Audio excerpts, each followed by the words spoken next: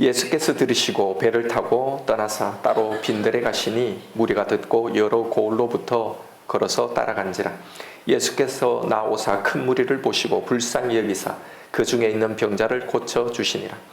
저녁이 되매 제자들이 나와 이르되 이곳은 빈들이요 때도 이미 저물었으니 무리를 보내어 마을에 들어가 먹을 것을 사 먹게 하소서. 예수께서 이르시되 갈 것 없다. 너희가 먹을 것을 주라. 제자들이 이르되 여기 우리에게 있는 것은 떡 5개와 물고기 2마리 뿐이니이다.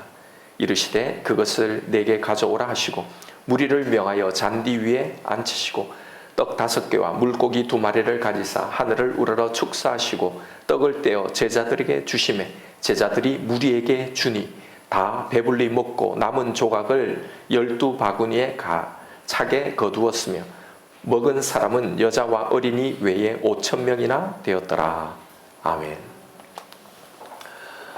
2024년 하나님이 우리에게 주신 새로운 시간이 이제 시작되었습니다. 오늘 말씀을 통해 우리에게 주신 이 시간들을 우리는 어떻게 살아가야 할지 우리 각자에게 주신 말씀을 붙들고 올 한 해 영적인 목표가 더 선명해지는 시간이 되시길 바랍니다. 오늘 본문은 보리떡 5개와 물고기 2마리로 5,000명을 먹이신 우리에게 너무나 잘 알려진 오병이어의 기적입니다. 예수님이 행하신 기적 중에서 사복음서 모두에 소개된 이 사건이 유일합니다. 이것이 이 기적의 중요성을 잘 말해주고 있죠. 통상 이 사건에 대한 대부분의 우리의 이해는 극히 적은 것으로 많은 사람을 먹인 이 기적 여기에만 머물러 있는 것 같습니다. 그러나 사실 이런 이해에 머물러 있는 건요, 예수님이 이 사건을 통해서 경계하신 부분입니다. 왜냐하면 오병이어의 기적 이후 주님의 능력에 감탄한 사람들이 더 많이 예수님께 나왔는데요. 그때 예수님은 그들을 향해 너희들이 표적을 본 까닭이 아니고 떡을 먹고 배부른 까닭이다 라고 한탄하신 것에서 잘 드러납니다. 그러니 사실 예수님께서는 이 기적이 단순히 지극히 적은 것으로 많은 사람을 먹이셨다는 이것에만 집중되는 것을 경계하신 거죠. 본문을 조금 다른 각도에서 이해하기 위해서는 우선 우리가 그동안 이 사건을 통해 가지고 있는 그런 선입견들 그리고 이 사건을 보면서 관심이 집중되는 몇 가지 사항을 걸러낼 필요가 있습니다. 먼저 앞에서 말씀드린 것처럼 이렇게 한 사람이 먹는데도 부족한 식사 분량으로 여기에 남자들만 5,000명이니 대략 2만 명이 되는 사람을 먹이신 이 능력을 단순히 이렇게 놀라운 일이라는 걸 소개하는 여기에 초점이 있는 게 아니라는 겁니다. 또 보리떡 5개와 물고기 2마리 이 적은 것을 주님께 우리가 바쳤더니 예수님께서 이렇게 크고 놀랍게 풍성하게 사용하셨더라라는 이 대목인데요. 참 은혜스러운 적용이긴 하지만 이건 여기서 마태가 이 사건을 언급하고 있는 의도에서는 조금 벗어나 있는 것 같습니다. 왜냐하면 마태는 이 사건을 언급하면서 자기의 것을 바쳤다는 이 헌신에 대한 강조는 우리가 생각하는 것처럼 그렇게 강조해서 드러나 있지 않기 때문입니다. 또 극히 계산적이고 믿음 없는 이 인간적인 방법으로 문제를 해결하는 제자들을 보면서도 우리가 여기서 어떤 메시지를 발견하기도 하는데요. 적어도 마태복음에서는 이것이 그렇게 크게 부각되어 있는 것 같지는 않습니다. 15절에 여기는 빈들이니 날이 저물어 가니 사람들을 마을로 빨리 보내서 먹을 것을 해결하자라고 제안한 이 제자들의 제안은요, 사실 믿음과 연결지어 이야기할 부분은 아닌 것 같습니다. 왜냐하면 예수님이 이것에 대해서 언급하신 부분이 없고 이건 사실 지극히 상식적인 이야기로 제자들의 믿음 없음을 지적하려는 의도는 아닌 것처럼 보입니다. 이렇게 그동안 본문에 대해서 가지고 있던 우리의 이런 선입견적인 관점들을 하나하나 제거해보면 그동안 이 말씀을 묵상하면서 우리 눈에 잘 들어오지 않았던 조금은 특이한 점들이 보이게 됩니다. 바로 예수님의 말씀인데요. 16절에 갈 것 없다. 너희가 먹을 것을 주라 라고 하신 이 말씀입니다. 예수님은 제자들에게 너희들이 먹을 것을 주라고 말씀하시죠. 우리는 그동안 이게 제자들의 입장에서 얼마나 이게 이상하고 황당하고 어이없는 요구였던가라는 점을 잘 보지 못했습니다. 사실 이 말씀이야말로 오늘 마태가 소개하고 있는 이 사건에서 가장 놀랍고 가장 주목을 끌어야 마땅한 대목입니다. 예수님은 제자들에게 이 많은 사람을 먹일 양식도 돈도 능력도 없다는 걸 누구보다도 잘 아시는 분입니다. 그런데 그런 제자들에게 너희들이 먹을 것을 주라라고 말씀하신다는 사실이에요. 이건 단순히 제자들의 믿음을 테스트해 보려고 하신 말씀이 아닙니다. 왜 예수님은 제자들에게 이런 말씀을 하셨을까? 오늘 본문의 묵상은 바로 여기서부터 시작해 보아야 하는 겁니다. 우선 예수님의 이 말씀을 들은 제자들의 반응은 어땠을까요? 황당함 그 자체죠. 아니, 우리가 가진 게 있어야 주지, 우리가 먹을 것도 없는데 어떻게 이 많은 사람들에게 먹을 걸 주라고 하나? 무슨 이런 말씀이 있나? 여러분, 예수님은 이런 반응을 생각하지 못하셨을까요? 제자들의 능력과 현재 그들의 수중에 있는 것이 어떠한 것을 다 아는 그 수중에는 이 사람들을 먹일 수 없다는 상황들을 너무나 잘 아시는 예수님께서 이런 말씀을 하셨을 때는 뭔가 의도한 것이 있지 않을까라는 생각을 해볼 수 있는 대목입니다. 과연 너희가 먹을 것을 주라라는 이 말씀에 담긴 예수님의 의도는 무엇이었을까요? 이 말씀을 통해서 제자들이 가지고 있는 잠재적인 생각들을 끄집어내기 위함이었던 겁니다. 제자들은 이 많은 무리를 먹일 생각도 먹일 능력도 없었습니다. 그저 빨리 이 사람들을 돌려보내 더 늦기 전에 각자 해결하게 하려는 생각이었습니다. 왜요? 자신들에게는 이 많은 사람을 먹일 양식도 먹일 능력도 없기 때문이죠. 그런 제자들에게 너희가 먹을 것을 주라는 이 말씀은 너무나 당연한 반응을 낳게 만든단 말입니다. 아니, 가진 것이 있어야, 우리가 뭐 줄 게 있어야 주지, 가진 게 없는데 어떻게 나눠주냐라는 생각 말입니다. 예, 바로 이겁니다. 나는 가진 것이 없다라는 이 생각을 끄집어내시기 위해서 아무것도 없는 제자들에게 너희들이 먹을 것을 주라고 말씀하신 겁니다. 결국 예수님께서 이 기적을 어떻게 행하는지를 잘 한번 보십시오. 다른 기적과는 좀 다른 방식입니다.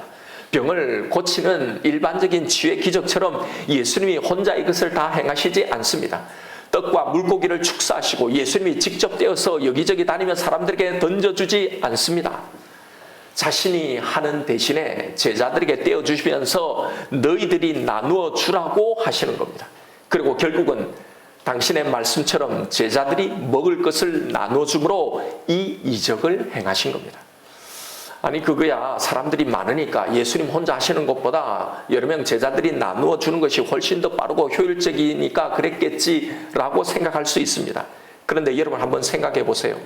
축사하신 떡이 제자들에게 떼어주면서 양이 늘어났죠. 그리고 제자들이 떼어줄 때 그 떡과 그 생선이 똑같이 늘어나게 되잖아요.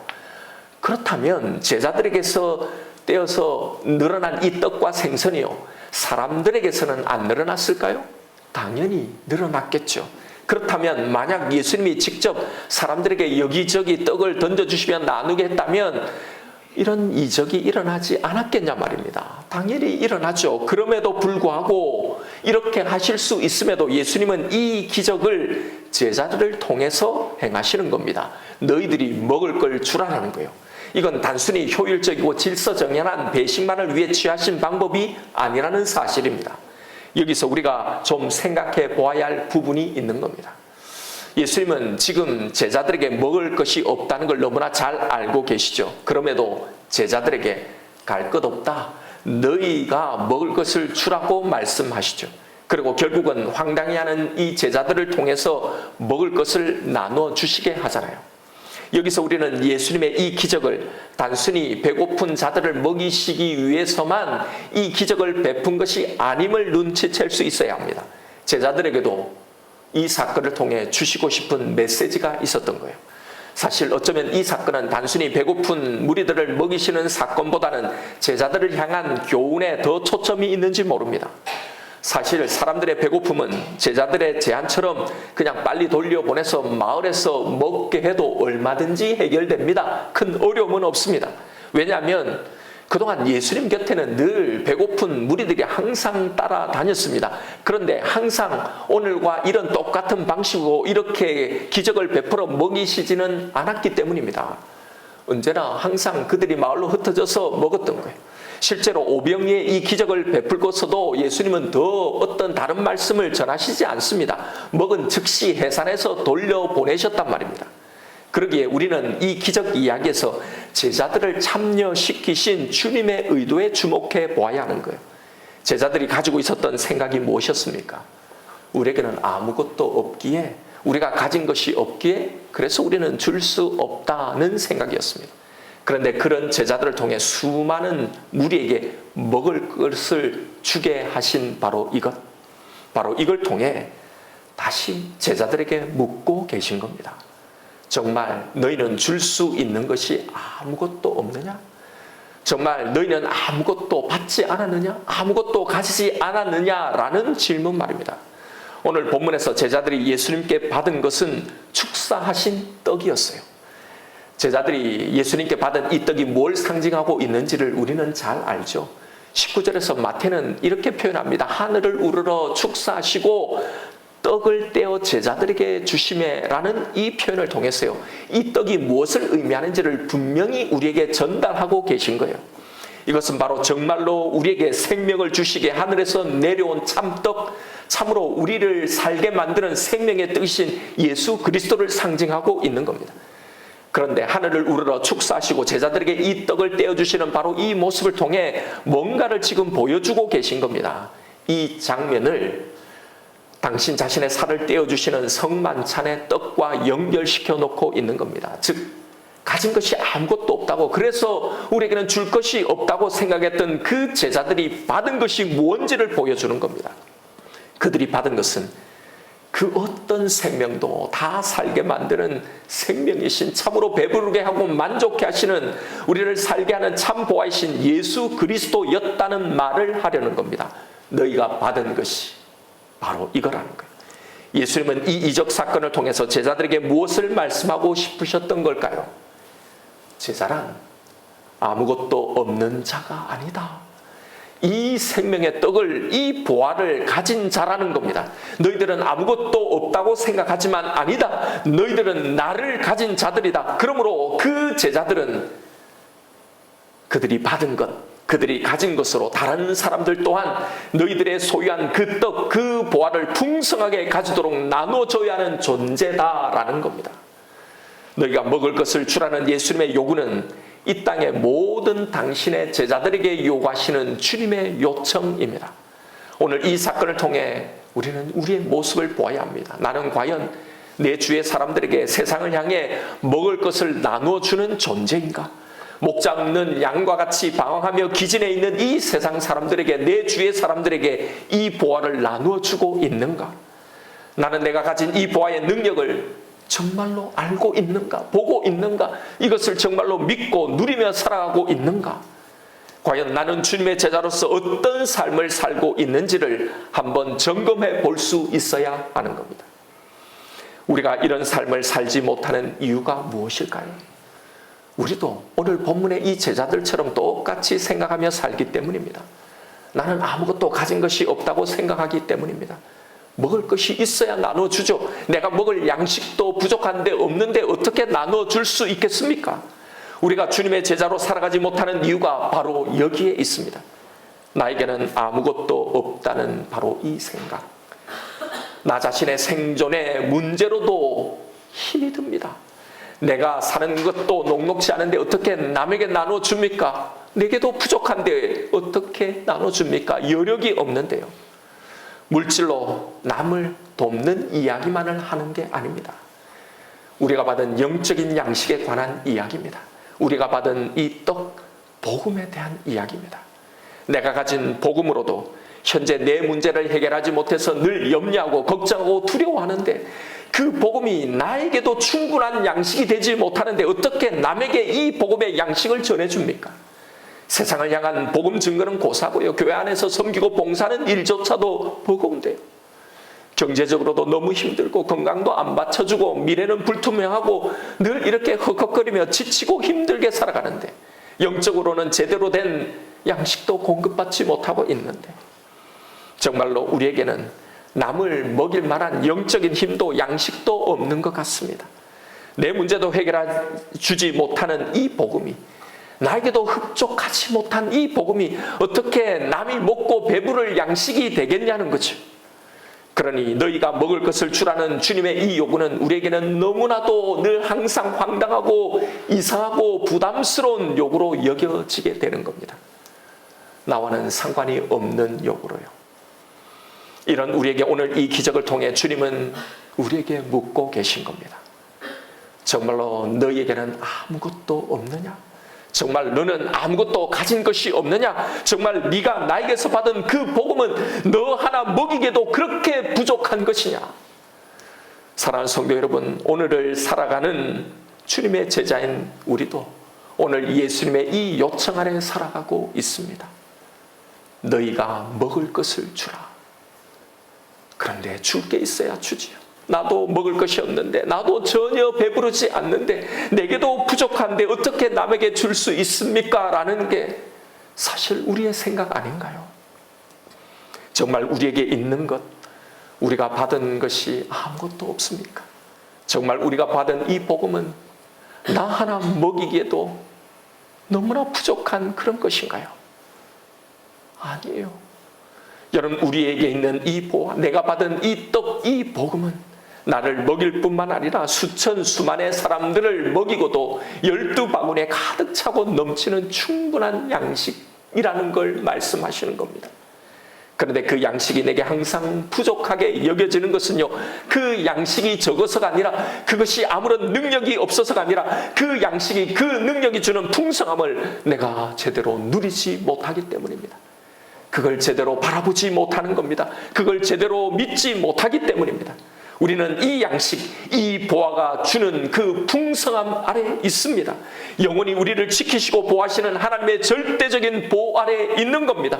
죽어도 사는, 절대 망하지 않는, 실패하지 않는 불패의 은혜 아래 있음에도 문제는 우리가 그 은혜를 온전히, 그 능력을 다 누리지도 믿지도 못하기 때문입니다.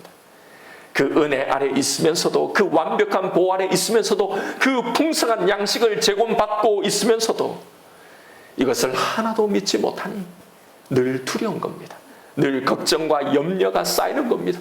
늘 헉헉거리고 허기에 굶주리는 겁니다. 늘 부족한 겁니다. 그 안전함과 그 풍성함, 그 능력을 누리지 못하기에 우리는 늘 허기지고 내가 먹기에도 부족한 겁니다. 내가 받은 것이, 내가 가진 것이 아무것도 없다고 생각하는 겁니다. 그래서 언제나 내 문제만 매몰되어 살아갑니다. 여기서 한 발짝도 나오지 못하는 겁니다. 우리는 먼저 내 문제가 해결되어야 남에게도 줄 수 있는 것이 생긴다고 생각합니다. 내 문제도 해결하지 못하는데, 내가 먹을 양식도 없는데 어떻게 남에게 줄 수 있느냐는 겁니다. 그래서 내 문제가 해결되지 않는 한, 이 문제가 해결되지 않는 한 우리는 거기서 한 발짝도 나가지 못하는 겁니다. 그러니 내가 가지고 있는 이 보화인 이 복음은 우리에게 항상 내가 먹기에도 부족한 양식이 되어 있는 겁니다. 그러나 여러분, 오늘 본문의 이야기를 통해 우리에게 들려주시는 하나님의 음성을 들으십시오. 결코 그렇지 않습니다. 내 문제가 해결되지 않았다고 해서 모두 다 그렇게 다 살아가는 것이 아닙니다. 요셉을 한번 보십시오. 그는 답이 없어 보이는 자신의 공고하고 답답한 그 삶 가운데서도 항상 다른 사람에게 하나님의 답을 제공하며 살았습니다. 자신의 문제가 잘 해결되어서가 아니었습니다. 자신의 억울한 누명은 여전히 풀어지지 않았습니다. 여전히 언제 끝날지 모르는 죄수의 그 몸으로 살아갔습니다. 그런 그가 자신들의 꿈으로 번민하고 있는 술관원장과 바로에게 한 말을 기억해 보세요. 걱정하지 마십시오. 하나님의 대답이 여러분을 평안하게, 여러분에게 샬롬을 가져다 줄 겁니다 라는 말이었어요. 그는 자신이 가진 그 양식, 그 보화를 사람들에게 나누어 주고 있었던 겁니다. 자신의 문제가 전혀 해결되지 않은 그 감옥 속에서요. 여러분, 오늘 우리 주위에도 고난 가운데 있지만, 자신의 여전히 힘든 문제에 있지만 그 자신의 문제에 매몰되어 있지 않고 자신에게 차고 넘치는 이 양식을 나누어 주는 사람들이 오늘도 있습니다. 여러분, 우리는 주님의 제자들로 부름을 받은 사람들입니다. 우리에게는 사명이 있습니다. 그런데요, 하나님이 우리에게 주신 것은 사명만이 아닙니다. 그저 나 하나 건사하고 사는 것, 겨우겨우 내가 먹을 양식이나 그냥 구해서 연명하는 그런 삶이 아닙니다. 우리에게 주신 그 양식은 그렇게 초라하거나 부족한 것이 아닙니다. 제자의 삶은 내 문제로 전전긍긍하며 거기에 내 모든 에너지를 다 빼앗기고 거기에 다 쏟으며 한평생을 살아가는 삶이 아닙니다. 주님은 충분히 우리의 문제를 해결할 힘을 주셨습니다. 그걸 능히 이겨낼 힘을 주셨습니다. 문제는 그것을 우리가 보지 못하고 믿지 못하고 누리지 못하기 때문입니다. 그러니 우리가 해야 할 일이 무언지가 선명히 드러나는 겁니다. 제자의 삶은 우리가 가진 이 보화를, 이 생명의 떡을 나도 누리고 세상에 나눠주는 삶입니다. 가진 것이 없다고 부족하다고 앉아있으면 계속 그런 삶만을 살아갈 뿐입니다. 계속 여전히 부족하고 허기지고 두려움과 염려 가운데 살아갈 뿐입니다. 이것만 해결해 놓으면, 이것만 좀 안정이 되면, 이것만 좀 한숨을 돌리면 그런 사람들에게는 결코 그 시간은 오지 않습니다. 항상 문제들은 우리의 발목을 잡고 놓아주지 않기 때문입니다. 그것을 우리가 살아오면서 너무나 많이 경험해 오지 않습니까? 바로 거기에서 일어나 내가 가진 이 보화를, 내가 받은 이 능력을, 이 떡을 나눌 때 바로 이 기적은 일어났던 겁니다. 한 사람 먹게도 부족했던 이 떡과 물고기는 언제 그렇게 불어났던가요? 예수님께서 제자들에게 나누어 주실 때 그때 늘어났습니다. 그리고 또 한 번 다시 늘어납니다. 바로 제자들이 예수님께 처음 받았던 떡과 생선은 수만 덩이, 수만 마리가 아니었습니다. 제자들이 그것을 들고 예수님의 말씀대로 무리에게 나누어 줄 바로 그때 다시 늘어났던 거예요. 우리가 내가 먹기에도 부족한 것을 어떻게 나누어 주냐는 그 자리에서 일어나 우리의 사명을 감당할 때 여러분, 이 기적이 일어나는 겁니다. 그럴 때 나뿐만이 아니라 수많은 사람들이 먹고도 남을 그런 풍성한 양식이 되어서 내게 돌아오게 되는 겁니다. 여러분, 내 문제만 매몰되어 있는 신앙생활에서 벗어나야 합니다. 내가 받은 것은 겨우 이것 하나 겨우 버텨내며 살아가는 그 정도의 능력이 아닙니다. 내 문제가 가장 우선적인 그 자리에서 주님의 뜻이 최우선적인 삶으로 바뀌어야 합니다. 어떻게 내 문제에 매몰되지 않고 그 자리에서 벗어나 이 제자의 사명을 감당할 수 있는 삶을 살 수 있을까요? 해답은 단순하고 명쾌합니다. 나에게 아무것도 없다고는 이 생각에서 벗어나 내가 이미 가진 이 양식, 내가 받은 이 복음의 이 가치와 그 풍성함, 그 능력을 바라보는 일입니다.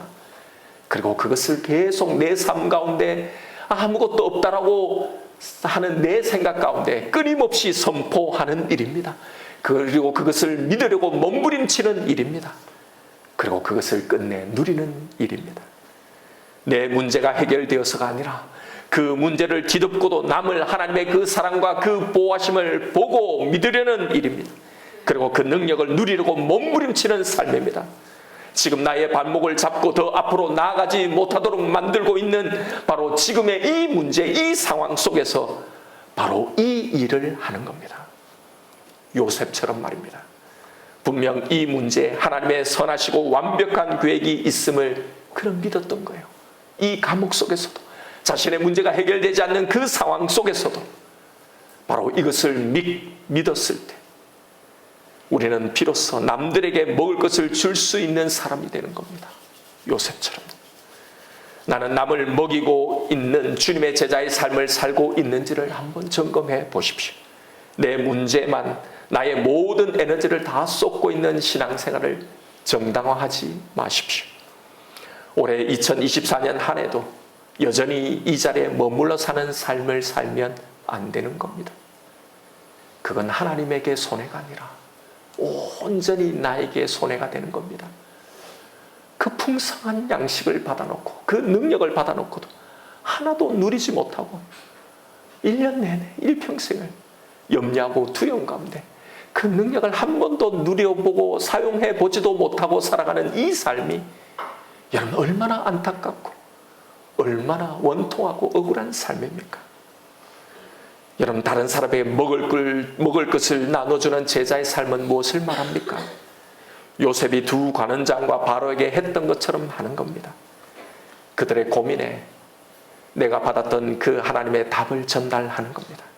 사람들의 고민에 내게 해답이 되었던, 내게 양식이 되었던, 그래서 나를 배부르게 하고 나를 만족해 하고 내게 위로가 되었던 그 해답을 전해주는 겁니다. 내 삶으로 그것을 보여주는 겁니다.